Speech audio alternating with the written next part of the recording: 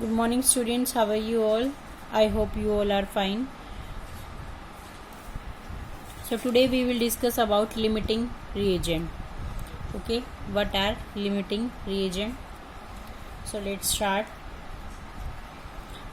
The amount of product obtained is determined by the amount of reactant that is completely consumed in the reaction. So these are called limiting reagent. So let us understand this term with the help of example. So see, one reaction is given to us here. When hydrogen is react with oxygen, right, so it will form water, right, in the form of steam or gas, right. So here, so how many moles of hydrogen here? Here are 2 moles of hydrogen, right. In this, oxygen have only 1 mole and water have 2 mole. So what it means? It means that to prepare 2 mole of water, we need 2 mole of hydrogen and 1 mole of oxygen, right.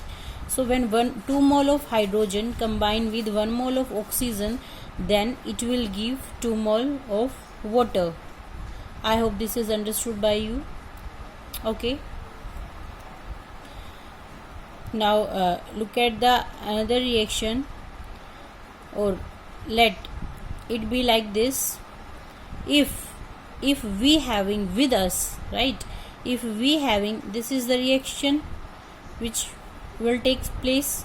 If we having 2 mole of hydrogen gas, 2 mole of oxygen gas, and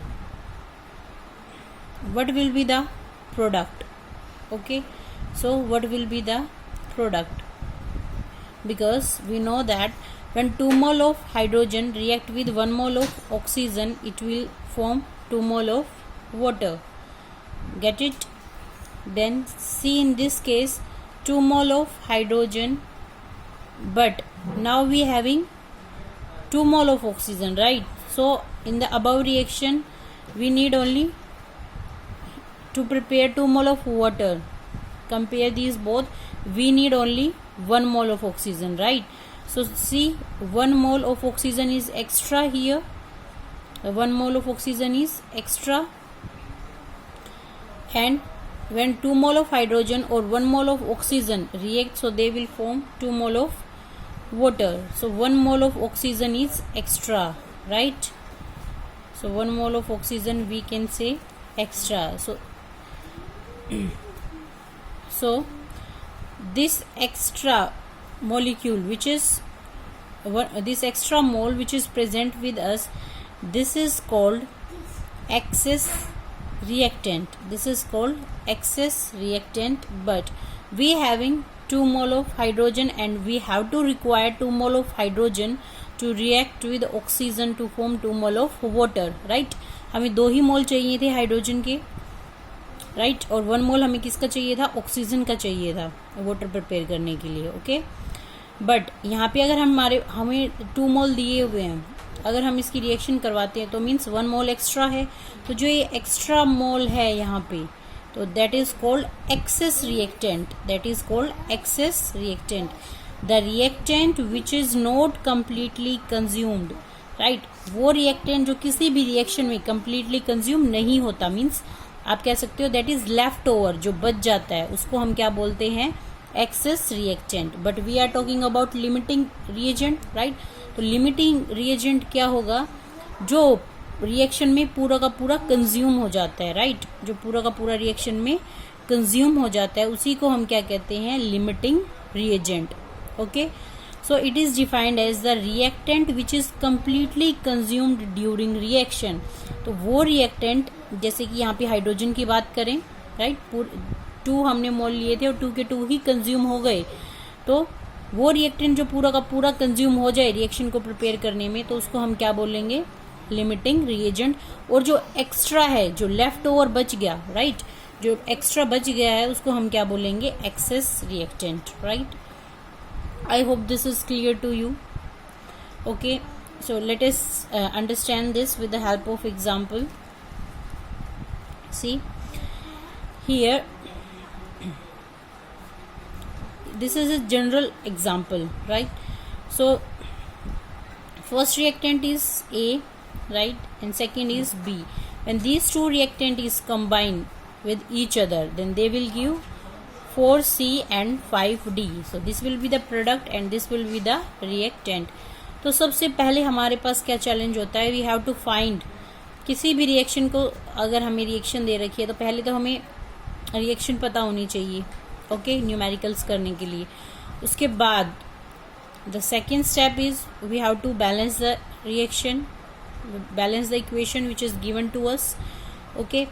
अब उसके बाद जो step आता है, that we will consider that first step, कि हमें ये check करना है कि जो भी रिएक्शन दी हुई है, ठीक है, अगर उसमें लिमिटिंग रिएजेंट की बात नहीं की हुई तो जो रिएक्शन दे रखी है वो लिमिटिंग रिएजेंट से ही बिलोंग करती है या नहीं करती, राइट। तो ये हम कैसे पता लगा सकते हैं कि कोई भी रिएक्शन लिमिटिंग रिएजेंट की है या नहीं है, ओके। तो सी this is very general reaction, means to reactants हमें गिवन है और हमें प्रोडक्ट बना दिया, ठीक है। तो अब हमें दे रखी है number of moles, right, we have with us number of moles of A, that is this reactant, और number of moles of B, right. इन दोनों के नंबर ऑफ मोल्स हमें दे दिए। अब हमें क्या करना है, what we have to do, we have to calculate number of moles of both of these, okay. So how we will calculate it, let us understand. We will move step by step, okay. The first step is check whether it is LR problem or not. What is LR here? LR is limiting reagent, right. सबसे पहले हमें find out करना है कि limiting reagent की problem है भी या नहीं है, ओके। तो कैसे करेंगे हम, ये देखो, जो स्टिक्योमेट्री कोफिशिएंट है हमारा दोनों का, राइट, स्टिक्योमेट्री हमने अभी पीछे किया था, वी हैव कंप्लीटेड और we have done the calculations also, based numericals also. See this is the ratio of stoichiometry of A और बी, और इन द सेंस ऑफ आप क्या बोल सकते हो, जो कोफिशिएंट्स हैं, राइट, जो भी रिएक्टेंट ए और बी के जो कोफिशिएंट है उनकी रेशो, जो ए और बी के कोफिशिएंट है उनकी रेशो जो नंबर ऑफ मोल्स है उनकी रेशो के इक्वल है या नहीं है, ये चेक करेंगे हम सबसे पहले। This is the very first step, okay. तो स्टिक्योमेट्री ऑफ ए और B reactant, right, we have to find the ratio. So you can say the coefficient of A और coefficient of B, that will be 2/3। I think this is clear to you, got it, okay. This is 2/3. After that we have to find out number of moles ratio of reactant A or reactant B, okay. So number of moles of reactant A divided by reactant B, so what we will get, 10/50. So 10/50 we will get 1/5, okay. So what you found here, we find that this ratio, right, stoichiometry of compound A or B or reactant A or B is not equal to number of moles of A or B, right. So ये जो ratio हमने find out किया ये इसके equal नहीं है, okay. तो this is the first step. अगर ये रेशियो इक्वल नहीं है, जैसे 2/3 है और 1/5 है, अगर ये रेशियो इक्वल नहीं है तो इसका मतलब है ये किसकी प्रॉब्लम है, this is the problem of limiting reagent, right. तो हमने यहाँ से पता कर लिया कि ये जो प्रॉब्लम हमें दी हुई है, this is the problem of limiting reagent. I hope this is understood by all the student, right. Now we will move to our step number 2. So what is step number 2? So step number 2 is we which is limiting reagent, right, वो भी तो हमें पता लगाना पड़ेगा ना, हमें question में तो दिया नहीं होगा कि कौन सा लिमिटिंग रिएजेंट है, वो हमें खुद ही फाइंड आउट करना पड़ेगा कि इस जो भी रिएक्शन है उसमें लिमिटिंग रिएजेंट कौन सा है, क्योंकि जो लिमिटिंग रिएजेंट होता है उसी के ऊपर जो कंपाउंड बनता है वो उसी के ऊपर बेस्ड होता है, right. The first line, the amount of product obtained is determined by the amount of reactant that is completely consumed, right. जो भी प्रोडक्ट बन रहा है वो लिमिटेड जो रिएजेंट है उसी पे डिपेंड करेगा, क्योंकि जो हमारे पास लिमिटेड चीज है उसी बस वहीं तक जो भी चीज है वो खत्म हो गया, प्रोडक्ट वहीं से फॉर्मेशन हो गया प्रोडक्ट की, राइट। तो वो अमाउंट जो भी अमाउंट है प्रोडक्ट की वो जो भी लिमिटिंग रिएजेंट है उसी पे डिपेंड करेगा। So we will move to our next step, that will be the step number 2।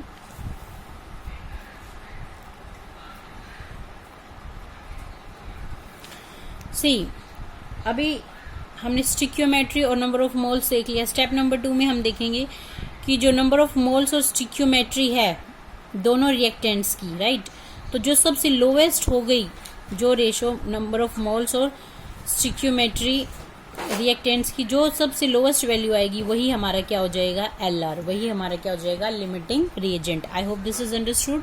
So let us see. So number of moles in A or stoichiometry of A, or you can say the coefficients, right? So number of moles कितने थे, 10, और stoichiometry that will be 2. So what it will be? It will be 5. Got it? इसी तरह से हम second वाले की भी निकालेंगे, सेकंड रिएक्टेंट की। Number of moles divided by coefficients, so that will B 50 divided by 3। तो इन दोनों में जो सबसे लोएस्ट वैल्यू है, this is the step number 2, जो लोएस्ट वैल्यू है वही हमारा क्या हो जाएगा, लिमिटिंग रिएजेंट। अब 5 और 16.66 में कौन दोनों में लोएस्ट है, 5 लोएस्ट है, तो जो लिमिटिंग रिएजेंट हो गया हमारा वो क्या हो गया, A। Got it? तो इसी के कॉरस्पॉन्डिंग हम निकालेंगे आगे वैल्यूज, जो प्रोडक्ट की वैल्यूज हमें फाइंड आउट करनी है। तो the third step, now we will proceed to our third step. Okay, third step में हमें प्रोडक्ट के number of moles find out करने हैं या उसके मासेस फाइंड आउट करने हैं। तो how we can calculate it? See, number of moles of limiting reagent, right, और stoichiometry of A which we have calculated earlier also is equal to, जिसके भी हमें कॉरस्पॉन्ड निकालना है। ओके, तो हमें जो भी हमारे प्रोडक्ट बन रहे थे C और D दोनों की number of moles find out करने हैं। तो number of moles of C और उसकी जो स्टिक्योमेट्री है C की वो, okay, divided by that. So this value we have also find it earlier, that will be 5।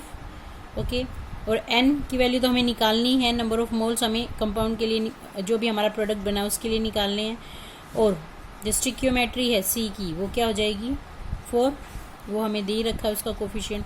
तो यहाँ से हम नंबर ऑफ मोल्स निकाल लेंगे C के, दैट विल बी 20। और इसी तरह यही फॉर्मूला हम सेम अप्लाई करके D के लिए भी नंबर ऑफ मोल्स निकाल लेंगे, that will be 25। So this will be the procedure to find out the limiting reagent problem. Okay, let us understand all this with the help of a given problem. So we will move now. So see,